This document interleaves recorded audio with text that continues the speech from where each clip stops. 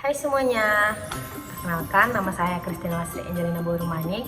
Saya dari Fakultas Keguruan dan Ilmu Pendidikan dari Prodi Agama Kristen Universitas HKBP Namensan Medan. Di sini saya akan menjelaskan isi dari makalah saya yang berjudul Momen Natal Menumbuhkan Semangat Membenahi Diri dalam Hidup di Akhir Tahun 2024 dan 2025. Umat Kristen selalu merayakan acara Natal setiap tahunnya, yaitu menjelang tahun baru dan awal tahun baru. Natal menjadi pusat bagi umat Kristen untuk melakukan berbagai banyak kegiatan dan acara. Mereka memandang Natal sebagai wujud menyelenggarakan perjumpaan, persekutuan, dan hubungan. Momen Natal yang dirayakan dengan sukacita dan penuh harapan tidak hanya menjadi waktu untuk berbagi kebahagiaan dengan orang-orang terdekat, tetapi juga waktu yang tepat untuk merefleksikan diri, merefleksikan perjalanan hidup. Menjelang akhir tahun 2024 dan menyambut tahun baru 2025, Natal mengajak kita untuk merenungkan tentang apa yang telah kita capai dan apa yang masih perlu kita perbaiki. Semangat yang lahir dari perayaan ini bisa jadi pendorong untuk menumbuhkan kesadaran diri, memperbaiki kekurangan, dan merencanakan langkah-langkah positif bagi masa depan untuk kedepannya. Sebagai bagian dari proses pembenahan diri, momen ini memberikan kesempatan bagi kita untuk kembali mengarahkan hati dan pikiran menuju nilai-nilai kebaikan, kedamaian, dan harapan yang lebih besar lagi di tahun yang baru. Selanjutnya saya akan membahas kajian teori tentang Natal. Natal adalah perayaan yang sangat penting dalam tradisi Kristen dalam merayakan kelahiran Yesus Kristus, yaitu Juru Selamat umat manusia. Dalam kajian teori tentang Natal ini terdapat beberapa dimensi. Saya akan membahas beberapa di antaranya. Yang pertama yaitu teori teologis tentang Natal. Dalam konteks teologi Kristen, Natal adalah peristiwa inkarnasi yang pencurahan Tuhan ke dalam dunia dalam bentuk manusia. Menurut Alkitab, khususnya dalam Injil Matius 1 ayat 18 sampai 25 dan Lukas 2 ayat 1 sampai 20, kelahiran Yesus di Bethlehem adalah pemenuhan nubuat Mesias yang telah lama dinantikan. Beberapa aspek yang penting dari kajian teologis ini adalah inkarnasi dan keselamatan, yang dimana inkarnasi yaitu Natal menandakan bahwa Tuhan menjadi manusia dalam diri Yesus. Ini adalah puncak dari iman Kristen, di mana Tuhan yang Maha Kuasa memilih untuk hidup sebagai manusia biasa. Dan dari keselamatan tadi, menurut ajaran Kristen, kelahiran Yesus menandakan awal dari karya keselamatan yang akan diselesaikan melalui kematian dan kebangkitannya. Dalam hal ini, Natal bukan hanya sekedar perayaan kelahiran, tetapi juga awal dari misi penyelamatan umat manusia. Selanjutnya, yang kedua, ada kajian sejarah Natal. Sejarah Natal berkaitan dengan bagaimana perayaan ini berkembang dari awal mula kelahiran Yesus hingga menjadi sebuah tradisi yang meluas di seluruh dunia. Beberapa aspek penting di dalamnya yaitu asal-usul perayaan Natal.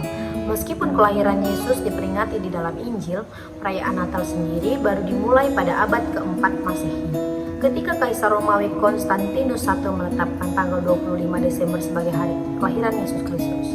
Yang kedua, ada perkembangan tradisi Natal.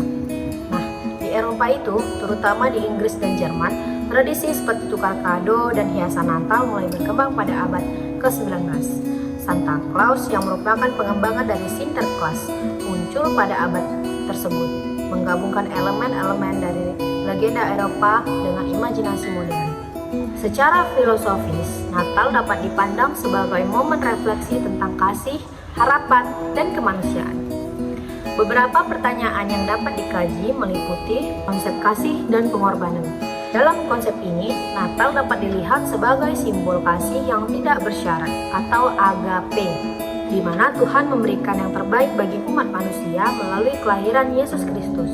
Dalam hal ini, Natal mengajarkan tentang pentingnya pengorbanan demi kebaikan bersama. Hal ini mengingatkan kita untuk pentingnya berbagi dan berbuat baik kepada orang lain. Selanjutnya yaitu pembahasan. Natal banyak sekali digambarkan orang sebagai momen yang bahagia dan penuh dengan sukacita. Sebagai momen yang penuh dengan damai dan sebuah momen yang orang nantikan. Dari sisi manusia, Natal itu adalah sebuah sukacita yang besar. Tetapi dari sisi Allah, Natal adalah sebuah pengorbanan. Natal adalah karena kasihnya kepada manusia yang berdosa.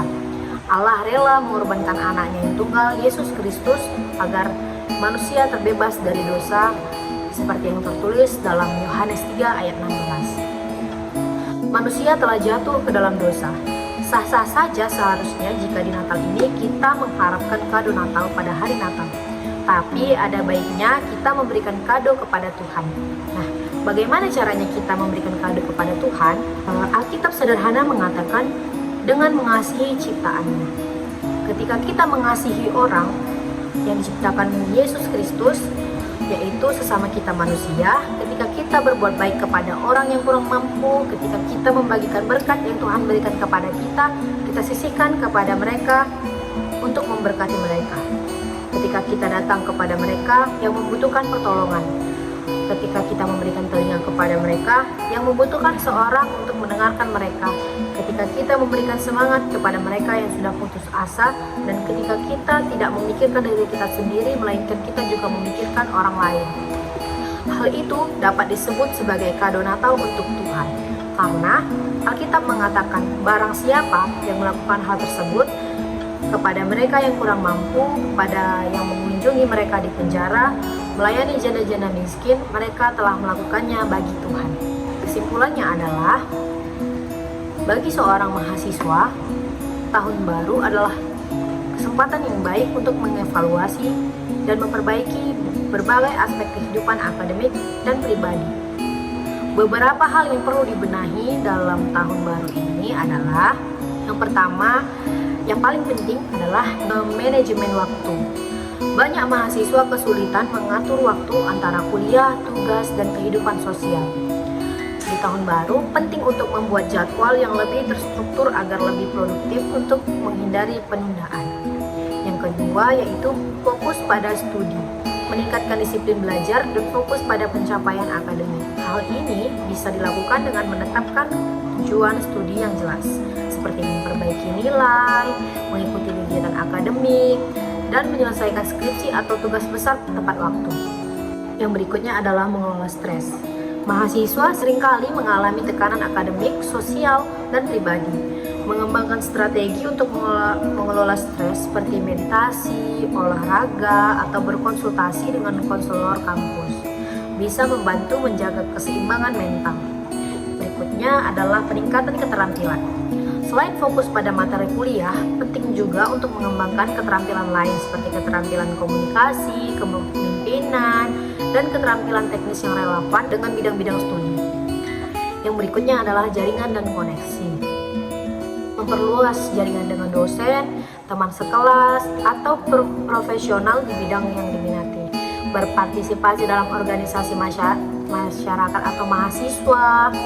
Selanjutnya seminar atau magang dapat membuka peluang baru bagi mahasiswa untuk memperluas jaringan dan koneksi. Yang berikutnya adalah pengelolaan keuangan. Mahasiswa itu sering sekali menghadapi tantangan dalam mengatur keuangan pribadinya. Di tahun baru, penting untuk menyusun anggaran, menabung, dan menghindari pemborosan, serta mencari sumber pendapatan tambahan jika diperlukan. Nah, di poin yang terakhir ini merupakan poin yang sangat penting bagi seorang mahasiswa, yang dimana mahasiswa itu perlu memperbaiki diri dengan mengubah kebiasaan buruk menjadi pribadi yang lebih baik lagi. Ya, misalnya di tahun 2024 seorang mahasiswa itu merupakan mahasiswa yang emosional, penuh dengan emosi, kekasaran, seperti itu. Jadi di tahun 2025 ini mahasiswa harusnya bisa menjadi mengelola emosinya dengan baik lagi, mengelola emosinya supaya menjadi orang yang lebih sabar lagi untuk menghadapi hal apapun, berbagai masalah dan pergumulannya, supaya seorang mahasiswa menjadi panutan dan berkenan di hadapan Tuhan.